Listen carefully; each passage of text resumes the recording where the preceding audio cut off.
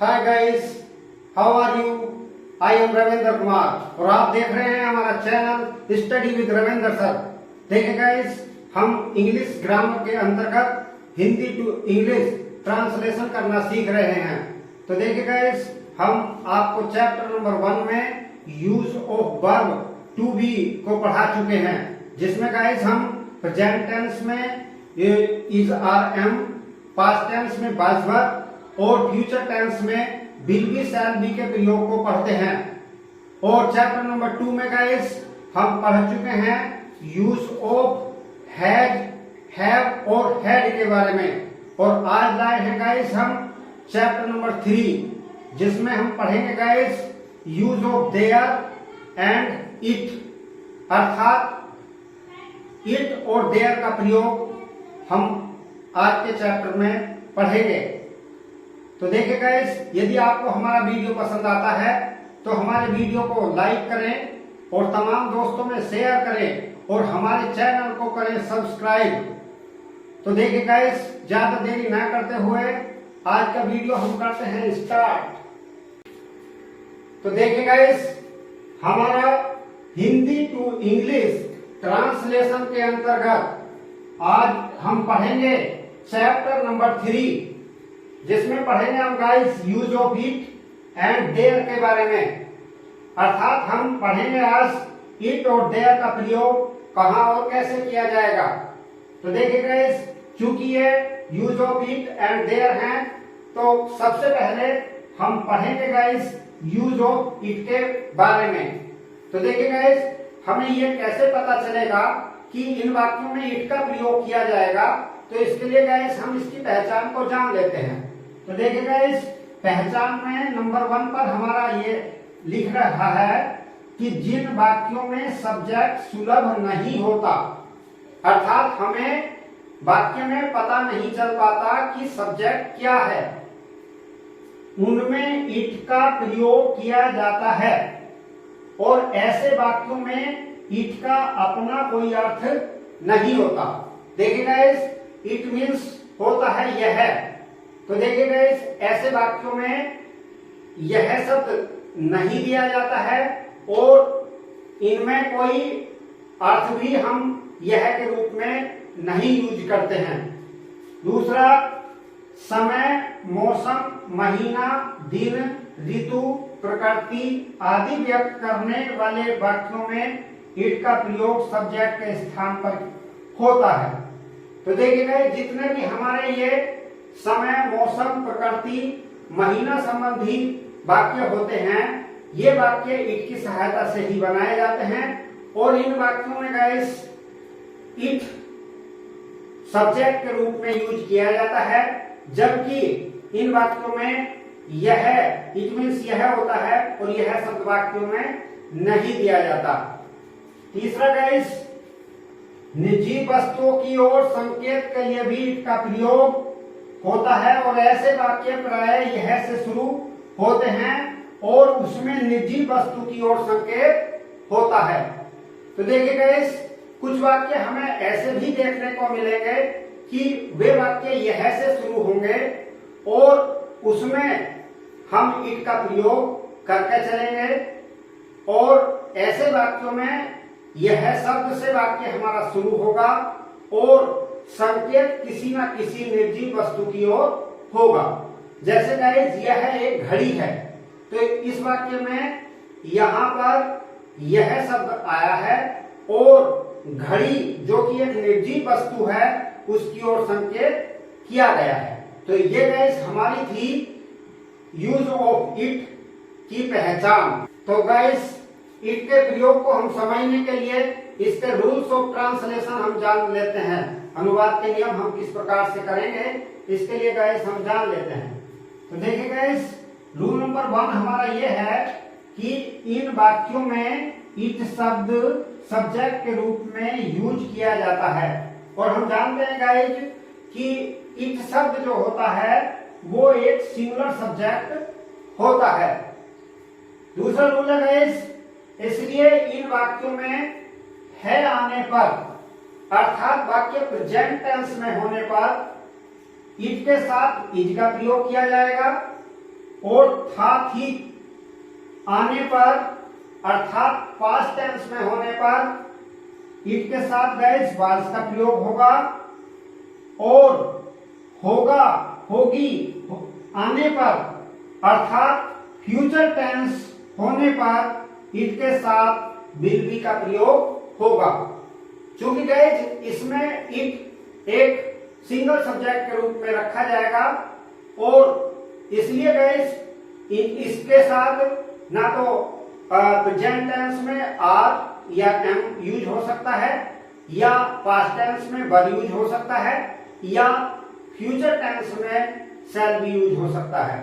इसलिए गाइस हमारा present tense है अर्थात है शब्द आ रहा है तो इसके साथ इज यूज किया जाएगा, और था थी यूज किया जा रहा है तो इसके साथ वाज, और यदि होगा होगी यूज हो रहा है तो इसके साथ गाइस विल बी का प्रयोग किया जाएगा।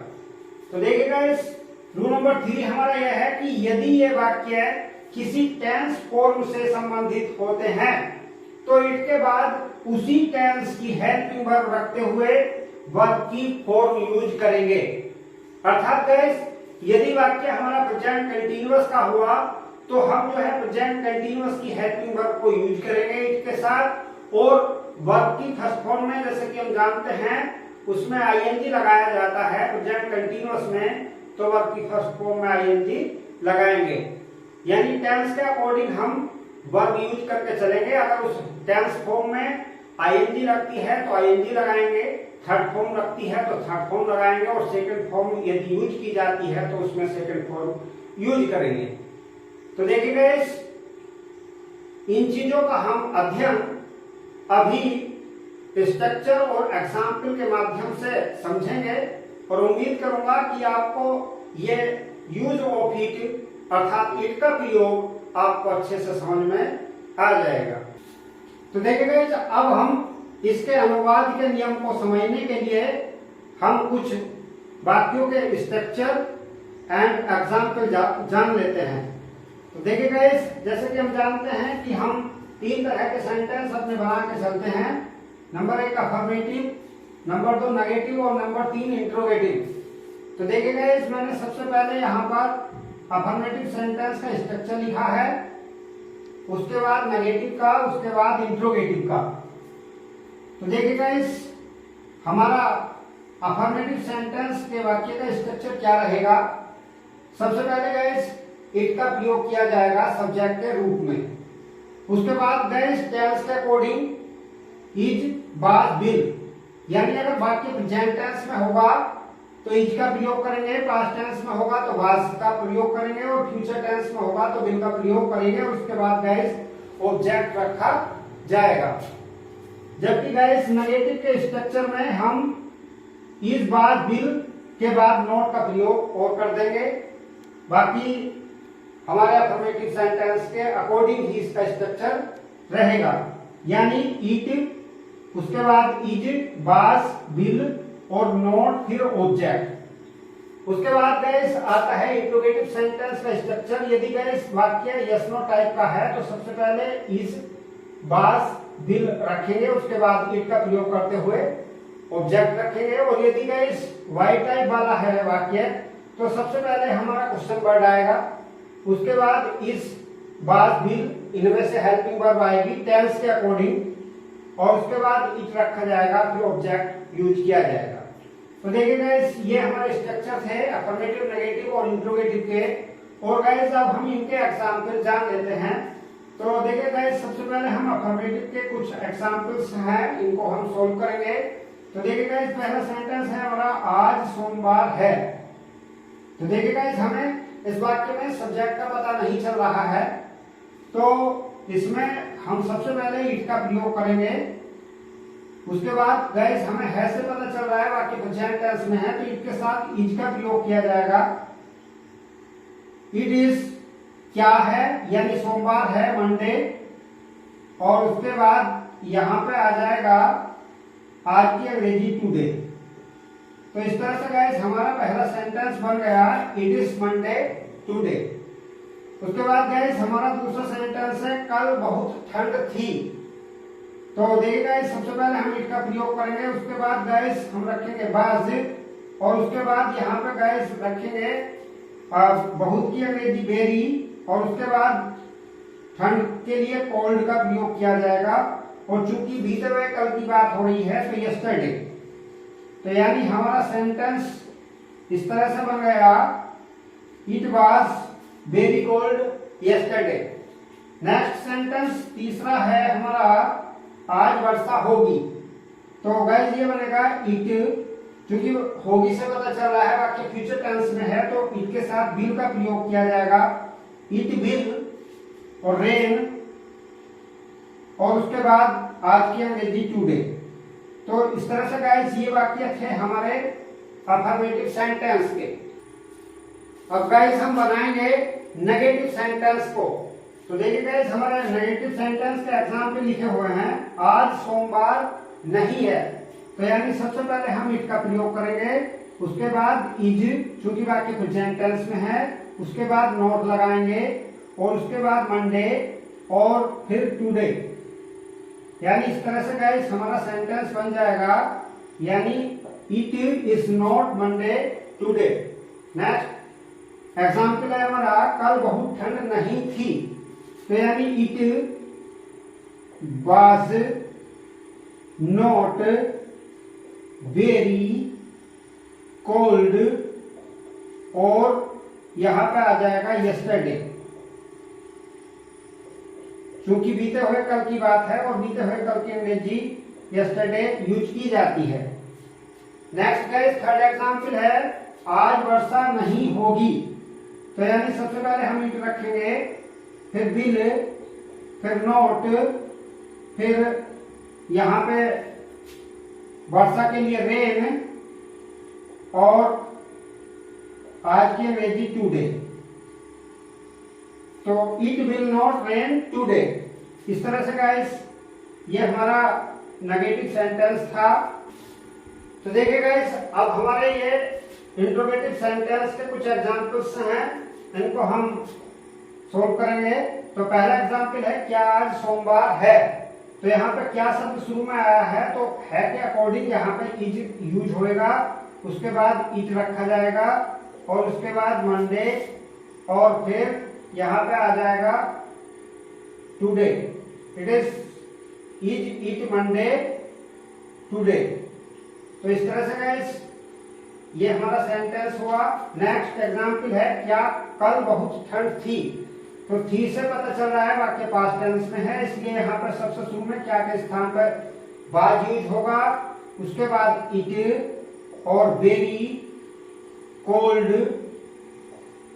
और यस्टरडे, और लास्ट में लगाएंगे गाइस हम क्वेश्चन मार्क। तो इस तरह से गाइस ये सेंटेंस क्लियर हुआ। तीसरा सेंटेंस है, आज वर्षा कब होगी। तो गाइस सबसे पहले हम यहाँ पे कब की अंग्रेजी वैन का प्रयोग करेंगे। वाक्य चूंकि फ्यूचर टेंस में है तो इसलिए विल का प्रयोग किया जाएगा वैन के बाद, और उसके बाद यहाँ पे इट रखा जाएगा, और उसके बाद रेन, और उसके बाद टुडे। तो इस तरह से गाइस ये वाक्य हमारे अफर्मेटिव, नेगेटिव एंड इंट्रोगेटिव के कुछ एग्जाम्पल थे, और अदर एग्जाम्पल भी हम इसके जान लेते हैं। इट के हम प्रयोग को समझने के लिए कुछ और अदर हम मिक्स्ड एग्जाम्पल जान लेते हैं, जिससे हमारा ये इट का प्रयोग जो है क्लियर हो जाए। तो देखिए गाइस यहाँ पे मैंने कुछ जो है मिक्स्ड एग्जाम्पल लिखे हैं। तो देखिए गाइस पहला सेंटेंस है, अंधेरा हो रहा है।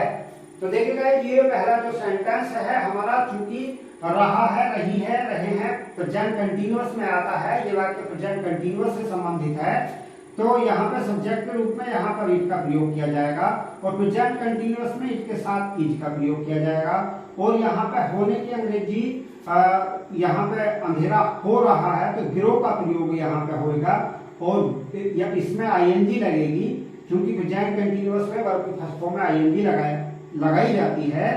तो उसके बाद अंधेरे की अंग्रेजी डार्क का प्रयोग किया जाएगा। तो यानी इट इज ग्रोइंग डार्क। इस तरह से पहला सेंटेंस हमारा बन जाएगा। उसके बाद दूसरा सेंटेंस है, निबंध लिखना कठिन नहीं है। तो सबसे पहले गाइस यहाँ पे इट का प्रयोग होगा, फिर उसके बाद इज, फिर नोट, यहाँ पर फिर डिफिकल्ट कठिन की अंग्रेजी, और यहाँ पे टू राइट लिखेंगे और एन ऐसे। तो इस तरह से गाइस ये सेंटेंस हमारा कंप्लीट हुआ। उसके बाद एग्जाम्पल नंबर 3 है, क्या रात को वर्षा होती है। तो यहाँ पे गाइस होती है से पता चल रहा है वाक्य प्रेजेंट इंडेफिनिट का है। तो हम जानते हैं प्रेजेंट इंडेफिनिट में helping verb do does use की जाती है। तो इसलिए यहाँ पर चूंकि इट सिंगुलर सब्जेक्ट है, तो इसलिए गाइस यहाँ पे सबसे पहले डज का प्रयोग करेंगे। उसके बाद हम यहाँ पर इट का प्रयोग करते हुए डज इट, और यहाँ पे रेन, और बाकी चूंकि फर्स्ट फॉर्म यूज की जाती है डज इट रेन, और यहाँ पर एट नाइट। तो इस तरह से गाइस ये हमारा तीसरा सेंटेंस बन गया। उसके बाद गाइस हमारा चौथा सेंटेंस है, यह उसकी घड़ी है। तो देखिएगा जी यहाँ पर सबसे पहले यह है कि अंग्रेजी इट का प्रयोग किया जाएगा। उसके बाद इज यूज होगा और हिज और वॉच। यहाँ पर गाइस ये वाक्य संकेत रूप में क्लियर कर रहा है और यह शब्द इस वाक्य में हमारा आ रहा है। तो एग्जाम्पल नंबर 5 है गाइस, यह जनवरी का महीना है। तो यानी it is month of January. तो इस तरह से गाइस ये हमारा सेंटेंस हुआ। नेक्स्ट एग्जाम्पल है हमारा, उस समय 12 बजे थे। तो यानी it was 12 o'clock at that time. तो इस तरह से गाइस ये हमारा 6 नंबर का सेंटेंस था। और 7 नंबर का सेंटेंस है, यह मेरी पुस्तक है। तो इस तरह से बनाएंगे हम इसको, इट इज माई वॉच। तो इस तरह से गाइस ये था हमारा इट का प्रयोग, और उम्मीद करता हूं कि आपको इट का प्रयोग समझ में आया होगा। तो अब गाइस हम पढ़ेंगे यूज ऑफ देयर। तो देखिए गाइस अभी हमने यूज ऑफ इट के बारे में जाना।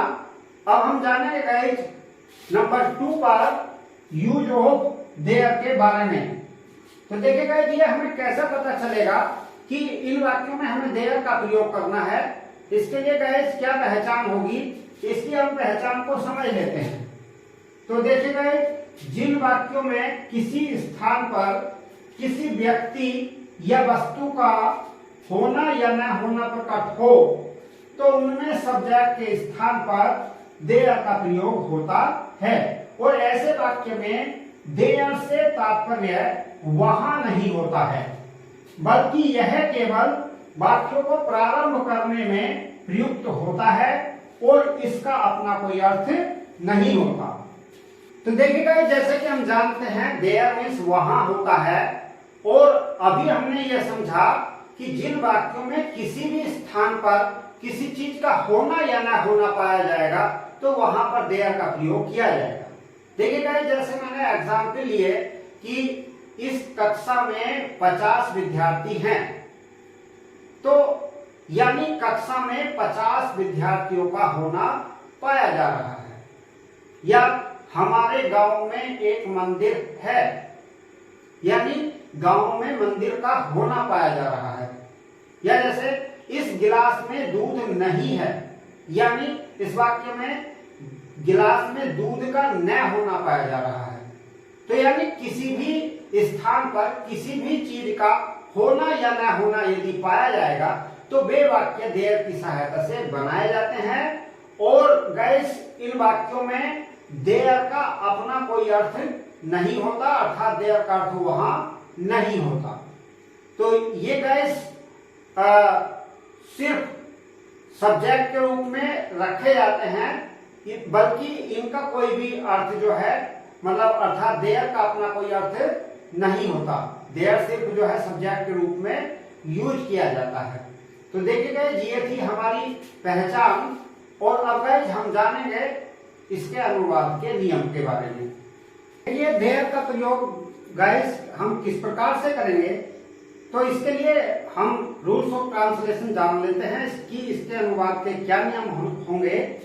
तो देखिएगा, इस रूल नंबर हमारा 1 है कि इन वाक्यों में है हो आने पर देयर के बाद, यानी अगर सिंगुलर है तो इज, प्लूरल है तो आर का प्रयोग किया जाएगा, और जबकि था, थी, थे आने पर देयर के बाद बाज बार, यानी सिंगुलर प्लूरल के अकॉर्डिंग का प्रयोग करेंगे। यानी वाक्य अगर प्रेजेंट टेंस में है तो हम इस आर का प्रयोग करेंगे, और यदि पास्ट टेंस का है तो बाज बार का प्रयोग किया जाएगा।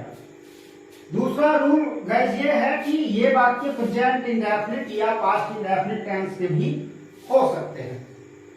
तो गाइस यदि ये वाक्य प्रेजेंट इंडेफिनिट या पास्ट इंडेफिनिट टेंस के हैं तो उसके लिए क्या रूल है, रूल नंबर 3 है हमारा कि यदि वाक्य प्रेजेंट इंडेफिनिट टेंस का है, अर्थात वाक्य के अंत में ता है, ती है, ते हैं शब्द आते हैं, तो देयर के बाद प्रेजेंट इंडेफिनिट टेंस के रूल्स यूज करेंगे।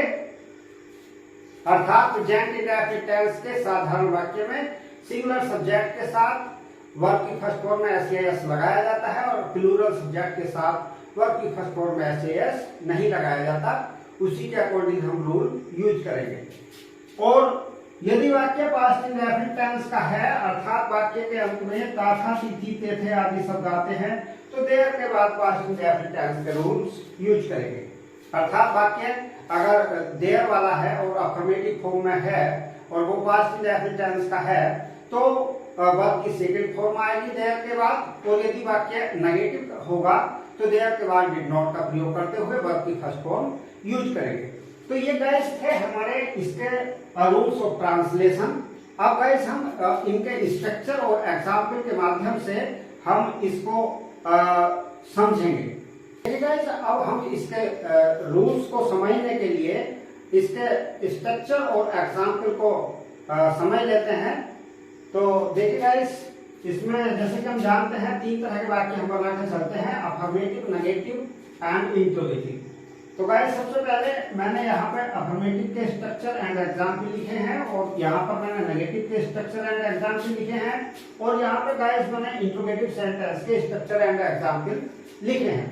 तो देखिए गाइस, सबसे पहले हम अफर्मेटिव सेंटेंस के स्ट्रक्चर को जानेंगे। सबसे पहले गाइस यहाँ पर देयर का प्रयोग किया जाएगा। उसके बाद गाइस टेंस के अकॉर्डिंग है, और हो आया है तो इज और आर में से रखा जाएगा, और यदि था, थी, थे आया है तो बाज बार रखा जाएगा, और उसके बाद ऑब्जेक्ट रखते हुए, और उसके बाद जो है जो भी अदर वर्ड आते हैं यानी ईटीसी हम रख देंगे। उसके बाद गाइस यदि वाक्य हमारा नेगेटिव होगा तो हम इनके बाद हेल्पिंग वर्ब नॉट का प्रयोग और कर देंगे। बाकी स्ट्रक्चर अफर्मेटिव सेंटेंस के अकॉर्डिंग रहेगा, यानी there, is, are, was verb, not और ऑब्जेक्ट प्लस ईटीसी। उसके बाद गाइस इंट्रोगेटिव सेंटेंस के स्ट्रक्चर, यदि वाक्य यस नो टाइप वाला है, यानी वाक्य के शुरू में क्या शब्द आ रहा है, तो इज, आर या वाज वर्ब में से पहले इनको हम रखेंगे, और उसके बाद देयर यूज होगा, फिर ऑब्जेक्ट आएगा, फिर ईटीसी। और यदि गाइस जो है वाई टाइप वाला वाक्य है हमारा, तो सबसे पहले क्वेश्चन वर्ड आएगा, फिर इज, आर या बाज वर्ब में से रखा जाएगा, और उसके बाद देयर, और उसके बाद ऑब्जेक्ट, और फिर ईटीसी रखा जाएगा। तो गाइस हम इसके एग्जाम्पलों को हम समझ लेते हैं। तो गाइस पहला एग्जाम्पल हमारा अफर्मेटिव सेंटेंस का है। हमारी कक्षा में 30 छात्र हैं। तो देखिए गाइस, इस सेंटेंस की ट्रांसलेशन हम किस प्रकार से करेंगे। यहाँ पे गाइस सबसे पहले हम देयर का प्रयोग कर लेंगे। सबसे पहले हम देयर रखेंगे। अब गाइस हमें यहाँ पर हमने देख लिया है, अब यहाँ पे हमें इज लगाना है, आर लगाना है। वो उसका पता कैसे चलेगा, उसका पता इस तरह से चलेगा गाइस कि यहाँ पर हम देख लेंगे कि यहाँ पर जो स्टूडेंट्स हैं हमारे 30 स्टूडेंट्स हैं, और 30 स्टूडेंट्स हमारे गाइस प्लूरल में माने जाएंगे। तो इसलिए गाइस यहाँ पे आर का प्रयोग किया जाएगा। तो देयर आर यहाँ पर, फिर उसके बाद ये ऑब्जेक्ट हमारा 30 स्टूडेंट है, तो यहाँ पर 30 स्टूडेंट्स आ जाएगा। और उसके बाद गाइस अदर वर्ड, अर्थात हमारी कक्षा में, यानी इन आवर क्लास। तो इस तरह से गाइस ये हमारा पहला सेंटेंस क्लियर हुआ। उसके बाद गाइस हम दूसरे एग्जांपल को समझेंगे। एग्जांपल नंबर 2 है कि इस कमरे में 20 कुर्सियां थी। तो गाइस देखिए सबसे पहले देयर रखेंगे और चूंकि गाइस यहाँ पे जो है थी आ रहा है और अब देखेंगे चूंकि इसमें भी 20 कुर्सियों वाली बात है तो हम यहाँ पे बाद न रखकर वर का प्रयोग करेंगे। तो देयर वर 20 चेयर्स में के लिए यानी इन और दिस और कमरे के लिए आ जाएगा रूम। तो गाइस इस तरह से ये हमारे अफर्मेटिव सेंटेंस के एग्जाम्पल हुए। उसके बाद एग्जाम्पल हम नेगेटिव सेंटेंस के क्लियर करेंगे। तो पहला एग्जाम्पल है गाइस इस गिलास में पानी नहीं है। तो सबसे पहले गाइस देयर का प्रयोग होगा और उसके बाद यहाँ पे गाइस पानी को हम सिंगुलर के रूप में यूज करेंगे तो इसलिए गाइस यहाँ पर इज का प्रयोग किया जाएगा। और इन वाक्यों में अधिकांश गाइस नो का प्रयोग किया जाता है, नॉट बहुत कम इसमें यूज किया जाता है। तो there is no water in this glass. तो इस तरह से गाइस ये हमारा सेंटेंस नंबर 2 हुआ और सॉरी सेंटेंस नंबर 1 हुआ नेगेटिव सेंटेंस का। उसके बाद गाइस एग्जांपल नंबर 2 है बस में बहुत भीड़ नहीं थी। तो यानी there was not a great, यानी बहुत के लिए आया है यहाँ पे ग्रेट और भीड़ के लिए रस RUSH रस का प्रयोग करेंगे और इन द बस। तो इस तरह से गाइस यहाँ पर there was not a great rush in the bus, यहाँ पर नोट रख ले या नो दोनों सही हैं। उसके बाद देखिए गाइस हम इंट्रोगेटिव सेंटेंस के एग्जाम्पल को समझेंगे। तो एग्जाम्पल हमारा पहला जो एग्जाम्पल है इंट्रोगेटिव सेंटेंस का वो यस नो टाइप वाला है, जबकि दूसरा एग्जाम्पल हमारा ये वाई टाइप वाला है। तो हमारा सेंटेंस है क्या छत पर बंदर हैं। तो इसको इस तरह से बनाएंगे गाइस। सबसे पहले यहाँ पर बंदर चूंकि एक ही बंदर के बारे में बात है, घने सारे बंदरों के बारे में बात नहीं है, तो इसलिए गाइस इज का प्रयोग होगा। तो इज, उसके बाद there monkey, is there monkey on the roof, last में क्वेश्चन मार्क। तो इस तरह से गाइस ये पहला एग्जाम्पल हमारा। तो देखिए गाइस एग्जाम्पल नंबर 2 बनेगा हमारा। एग्जाम्पल नंबर 2 है दफ्तर में चपरासी क्यों नहीं था। तो सबसे पहले गाइस क्यों की अंग्रेजी रखेंगे क्योंकि ये क्वेश्चन वर्ड है यानी भाई। उसके बाद गाइस यहाँ पे बाज का प्रयोग होगा और उसके बाद गाइस देयर का प्रयोग होगा यहाँ पर। उसके बाद गाइस यहाँ पर नो का प्रयोग किया जाएगा। फिर यहाँ पर गाइस पियोन आएगा और यानी भाई was there no peon in the office.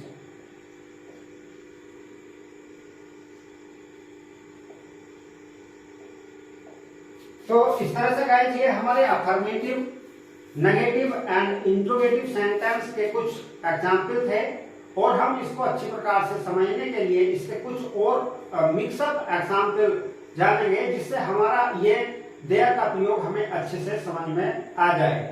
तो गाइस हम इसको अच्छी प्रकार से और समझने के लिए हम कुछ इसके अदर मिक्स्ड एग्जाम्पल जान लेते हैं जिससे हमारा ये क्लियर हो जाए। तो देखिए गाइस यहाँ पर मैंने कुछ एग्जाम्पल्स लिखे हैं तो इनको हम किस तरह से इनको ट्रांसलेट करेंगे। तो देखिए पहला सेंटेंस है गाइस कि इस गांव में एक अध्यापक रहते थे। जैसे कि गाइस मैं बता चुका हूँ कि इसमें हमारे पास्ट इंडेफिनिट या प्रेजेंट इंडेफिनिट टेंस के वाक्य भी हो सकते हैं। तो देखिए गाइस इस सेंटेंस की हमें जो पहचान हो रही है वाक्य के लास्ट में थे शब्द आ रहा है अर्थात वाक्य पास्ट इंडेफिनिट का है। तो यहाँ पर गाइस चूंकि पास्ट इंडेफिनिट का वाक्य अफर्मेटिव है तो इसलिए गाइस सबसे पहले हम यहाँ पर देयर का प्रयोग करते हुए और यहाँ पे गाइस जैसे कि हम जानते हैं पास्ट इंडेफिनिट टेंस में सिंगुलर या प्लूरल सब्जेक्ट के साथ वर्ब की सेकंड फॉर्म यूज की जाती है। तो गाइस यहाँ पर हम वर्ब की सेकंड फॉर्म रखेंगे। रहने की अंग्रेजी लिव का प्रयोग होगा और इसकी सेकंड फॉर्म लिव्ड आ जाएगी। तो there lived a teacher in this village. तो इस तरह से गाइस ये हमारा पहला सेंटेंस का ट्रांसलेशन हुआ। उसके बाद गाइस दूसरा सेंटेंस भी हमारा इसी टाइप का है। तो ये भी वाक्य गाइस पास्ट इंडेफिनिट का है, तो इसलिए गाइस ये भी अफर्मेटिव रूप का है। तो इसलिए गाइस यहाँ पे ये इसको भी हम देयर की सहायता से ही बनाएंगे। तो यानी देयर के बाद हम यहाँ पे गाइस रहने की अंग्रेजी लिव्ड सेकंड फॉर्म सही। तो there lived a singer in this village. तो इस तरह से गाइस हमारे सेकंड नंबर की ट्रांसलेशन हुई। उसके बाद गाइस तीसरे सेंटेंस को हम समझेंगे कि हमारे गांव में एक भिखारी रहता है। क्योंकि गाइस यहाँ पे ये वाक्य प्रेजेंट इंडेफिनिट का है, तो इसलिए गाइस यहाँ पे सबसे पहले देयर का प्रयोग करेंगे। और चूंकि गाइस यहाँ पे एक भिखारी की बात हो रही है, तो यहाँ पे गाइस लिव की फर्स्ट फॉर्म में एस लगाएंगे। देयर लिव्स ए बेगर और इन आवर विलेज। तो इस तरह से गाइस हमारे तीसरे सेंटेंस की ट्रांसलेशन हुई। अब चौथे सेंटेंस को हम जान लेते हैं। चौथा सेंटेंस है हमारे कमरे में 2 खिड़कियां हैं। तो इसकी ट्रांसलेशन गाइस किस प्रकार से होगी। सबसे पहले गाइस यहाँ पे देयर का प्रयोग होगा। अब यहाँ पे गाइस हमें है आ रहा है और देखना है कि 2 खिड़की की बात हो रही है। तो गाइस यहाँ पे आर का प्रयोग होगा। और उसके बाद यहाँ पे 2 और windows, 2 windows in our room. तो इस तरह से गाइस 4 नंबर की ट्रांसलेशन हुई। उसके बाद गाइस 5वां सेंटेंस है हमारा, इस जंगल में एक शेर था। तो गाइस यहाँ पे सबसे पहले देयर का प्रयोग होगा। क्योंकि ये वाक्य हमारा पास्ट इंडेफिनिट का नहीं है, तो इसलिए गाइस देयर के बाद यहाँ पे बाद का ही प्रयोग कर लिया जाएगा। तो देयर वाज ए लॉयन। चूंकि एक शेर की बात है तो यहाँ पे बाद आया। यदि घने सारे शेरों की बात होती तो यहाँ पे बाद का प्रयोग होता। तो there was a lion in this jungle. यहाँ पे जंगल भी ला सकते हैं और फॉरेस्ट का प्रयोग भी किया जा सकता है। उसके बाद गाइस नेक्स्ट सेंटेंस है, एक राजा था। तो इसको हम बनाएंगे गाइस, सबसे पहले देयर का प्रयोग करेंगे और उसके बाद was a king. There was a king. तो इस तरह से गाइस छठा सेंटेंस की ट्रांसलेशन हुई। नेक्स्ट एग्जाम्पल नंबर 7 को देखते हैं। एग्जाम्पल नंबर 7 है, क्या आकाश में बादल नहीं है। तो सबसे पहले गाइस यहाँ पे क्या के स्थान पर हमें इज लगाना है, आर लगाना है।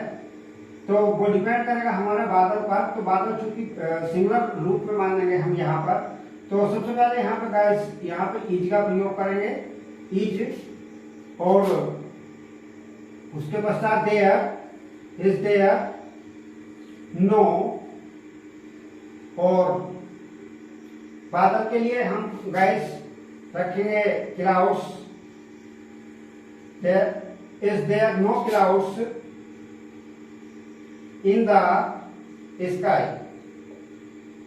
तो इस तरह से गाइस ये हमारा सेंटेंस नंबर